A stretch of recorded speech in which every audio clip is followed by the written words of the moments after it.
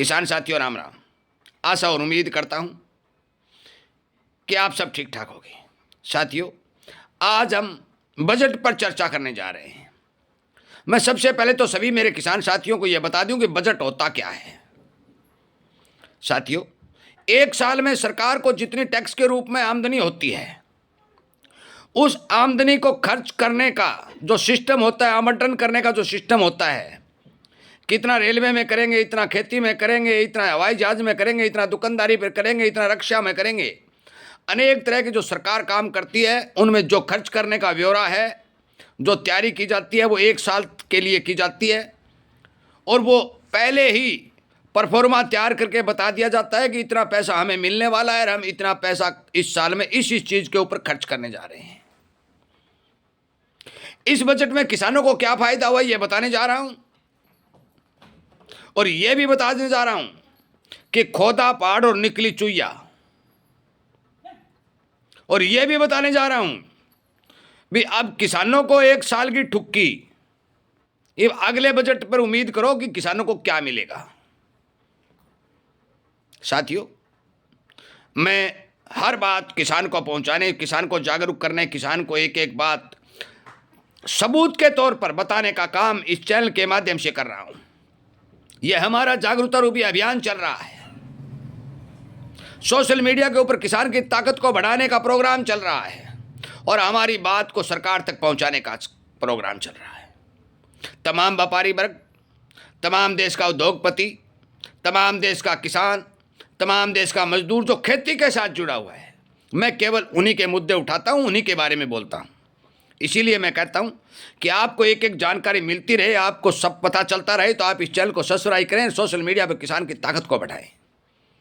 साथियों, आज देश का मजदूर, आज देश का किसान, आज देश का व्यापारी जो खेती के साथ जुड़ा हुआ है, त्राहिमाम कर रहा है। ये सच्चाई है, इसमें कोई दो राय नहीं है। सरकार क्या कर रही है? सरकार से जो उम्मीद थी, जो मैंने पहले सोशल मीडिया पर आपसे वीडियो बना करके आपको बताया भी था कि हमारे पूर्व प्रधानमंत्री श्रीमान वाजपेयी जी ने जो नदियों का एकीकरण करने की जो योजना चलाई थी, ठंडे बस्ते में पड़ी थी, उस योजना के लिए मैंने ये कहा था कि किसान आवाज़ उठाएं, सरकार तक पहुंचाएं और बजट के अंदर अलग से प्रावधान करके उसे जल्दी से जल्दी पूरा करने का काम करें। परंतु सरकार ने इस ओर कतई 1% भी ध्यान नहीं दिया है। दूसरी बात, जो किसान को मौके के ऊपर समस्या आ रही है,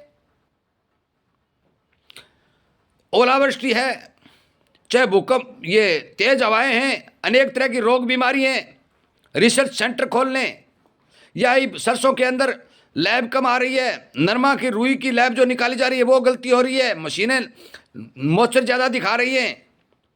और मैंने एक डिमांड की थी कि जो बाज़ार में नकली पेस्टिसाइड और नकली खाद मिल रही है, उसकी जांच लैब के खोलने की का भी प्रावधान सरकार को करना चाहिए, क्योंकि खून और पेशाब की, गोबर की, दूध की जांच हो सकती है, तो फिर इन केमिकल वाले सामान की जांच क्यों नहीं हो सकती? उस लैब खोलने के लिए भी सरकार ने कोई किसी तरह का विचार नहीं किया है, क्योंकि नकली सामान लगातार मिल रहा है, जांच हो नहीं रही है, तो किसान को बहुत बड़ा नुकसान इस बारे हो रहा है। तीसरी बात, जो मौके के ऊपर किसानों को भाव कम मिल रहे हैं, बाहर का आयातित सामान मिल रहा है, आ रहा है। हमारे उद्योगपतियों ने भी ये बात कही थी कि बजट के अंदर जितने भी तिलन आ रहे हैं, जितने भी दलहन आ रहे हैं, उन पर अलग अलग से सभी प्रकार के तिलों और दलहनों के ऊपर समान ड्यूटी लगा दी जाए, ताकि देश के किसानों को भाव मिले, व्यापारी को फायदा हो, उद्योग ठीक चले। परंतु सरकार ने किसी तरह का कोई कदम नहीं उठाया है। मैं आपकी स्पष्ट जानकारी के लिए बता दूं कि खेती करने वाले जितने भी लोग हैं, जो मूंगफली, नरमा, कपास, मोटे अनाज की खेती करते हैं, उनके लिए कोई राहत इस बजट के अंदर नहीं है। किसी प्रकार की सुरक्षा कवच का सरकार ने कोई प्रावधान नहीं रखा है। परंतु एक बात जरूर हुई है साथियों, किसान का नाम पटल के ऊपर बजट पेश करते वक्त 1000 बार लिया गया है और वही लिया जा रहा है। लाल किले पर किसान का नाम लिया जा रहा है, आपके गांव में भाषण वक्तव्य देते हैं तो नाम लिया जा रहा है, बड़े बड़े पार्टियों के लोग आके किसान किसान बोलने का काम कर रहे हैं, तब नाम लिया जा रहा है। परंतु जब बारी किसान की आती है तो मैं सदा के लिए आपको कहता हूं, जब किसान को कुछ देने का नंबर आता है तो ये लोग हाथ पीछे खींच लेते हैं। वही आज इस बजट के अंदर हुआ है। 1% का भी कोई भी प्रभाव इस बजट का किसान की आमदनी के ऊपर नहीं पड़ने जा रहा। 1% भी प्रभाव इसका किसान को मदद के तौर पर नहीं दिखने जा रहा। और 1 साल के लिए जो पिछला साल जो चला था उसी साल के हिसाब से सारा सिस्टम चलेगा। मत्स्य पालन, फलाना पालन, दिखड़ा पालन, इस तरह की योजनाओं का जो छोटी छोटी योजनाएं जो धरातल पर नाम मात्र का सिस्टम चल रहा है, डिग्गी खुदवा दी, ये मछलियाँ पालनी, ये आपका नारियल की खेती कर दिया, बादाम अखरोट के बादाम को महत्व दे दिया, इस तरह के नाम लेकर के किसान किसान करके बजट को पूर्ण कर दिया गया है। फलानी चीज सस्ती होगी, कोई चीज सस्ती नहीं होगी। किसी प्रकार की मंदी के कोई चांस बाजार में किसान वाली चीजों के कोई कहीं दिखाई नहीं दे रहे हैं। एक योजना जो पहले चल रही है, जो बार बार सरकार ये बात कर रही है कि सल्फर कोटेड यूरिया आएगी, और मैं ये खुद कह भी रहा हूं कि जो भी किसान यूरिया का इस्तेमाल करे वो उसके ऊपर सल्फर का लेप करके, चाहे वो 100 ग्राम सल्फर का लेप करे, चाहे 200 ग्राम करे, जो 80% वाली आती है, सल्फर का लेप करके अपने खेत में छिड़काव करे, ताकि उसे यूरिया और सल्फर दोनों के अच्छे रिजल्ट मिले। मैं आपकी जानकारी के लिए बता दूं कि ये जो कदम सरकार का 1 साल पहले से चल रहा है कि सल्फर कोटेड यूरिया मिलनी चाहिए, इसका तो मैं स्वागत करता हूं, क्योंकि किसान को ये तो फायदा होगा। परंतु बजट के अंदर किसान को कुछ नहीं मिला, नए किसान की कोई आमदनी बढ़ाने का किसी तरह का कोई प्रावधान इसके अंदर नहीं डाला गया। इसलिए बजट से जो निराशा हमें मिली है साथियों, 1 साल तक साहस के साथ उसका सामना भी करना पड़ेगा। अगले साल क्या होगा, किस तरह सरकार बजट पेश करेगी, क्या देगी, वो एक अलग बात है। परंतु ये कई किसान मेरे साथी ये सोच रहे थे कि बजट आएगा तो किसी चीज़ के भाव बढ़ जाएंगे, किसी के घट जाएंगे, नया कोई प्रावधान आ जाएगा, कोई प्रधानमंत्री 2-2 हज़ार रुपये मिल रहे हैं वो 4 हज़ार हो जाएंगे। बहुत भारी मात्रा में किसानों को जो उम्मीद थी, कोई किसी प्रकार का कोई सहारा इस बारे सरकार ने इस बजट में किसानों के लिए देने का काम नहीं किया है। और जिस तरह से पुरानी ड्यूटियां चलती थी, पुराने फैसले चलते थे, वही सिस्टम आगे संपूर्ण रूप से 1 साल तक चलेगा।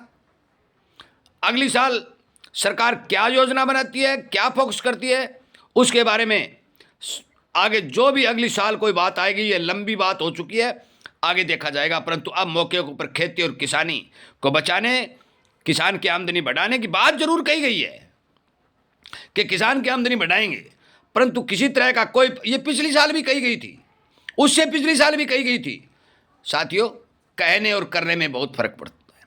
मैं आपकी जानकारी के लिए बता दूं, सन 1960 से लेकर के 2026 आ चुका है, जितनी भी सरकारें भारत में आई हैं, किसान को लॉलीपॉप दिया गया है, किसान को खुश किया गया है। वास्तविक रूप से किसान की आमदनी बढ़ाने के ऊपर किसी तरह का कोई काम नहीं किया गया है।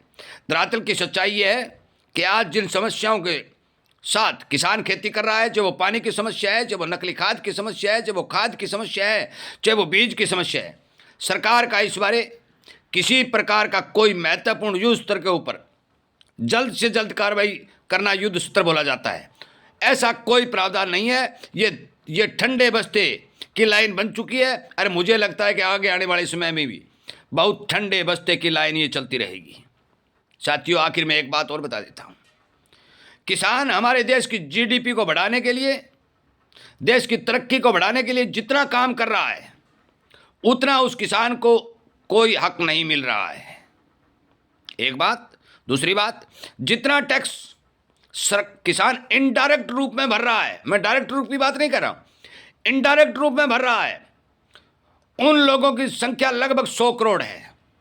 इस वर्ग से ज्यादा कोई भी देश के अंदर कितना भी बड़ा उद्योगपति हो, इनसे ज्यादा इनडायरेक्ट रूप में टैक्स कोई नहीं दे रहा है।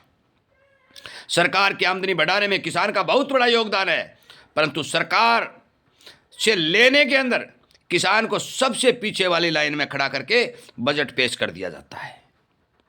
सच्चाई सुनने के लिए हमारे चैनल के ऊपर हमारे अभियान को ताकत देने के लिए, इसी तरह की बातें आपको सुनने को मिलें, किसान की ताकत बढ़े, सोशल मीडिया पर किसान की आवाज़ को उठाया जाए, इस सब के लिए मैं सभी व्यापारियों, उद्योगपतियों और मेरे किसान साथियों से विनती निवेदन करता हूं कि आप एकजुट होइए, एकता बनाइए और सरकार तक ये बातें पहुंचाइए ताकि सरकार इस बारे विचार करे। हमारी खेती, किसानी और औद्योगिक नीति को बचाने के लिए विदेशों से आ रहे सामान पर तुरंत प्रभाव से ड्यूटी बढ़ाए और किसान के खेत खेत में पानी पहुंचा करके नकली खाद और बीज से पीछा छुड़वाए।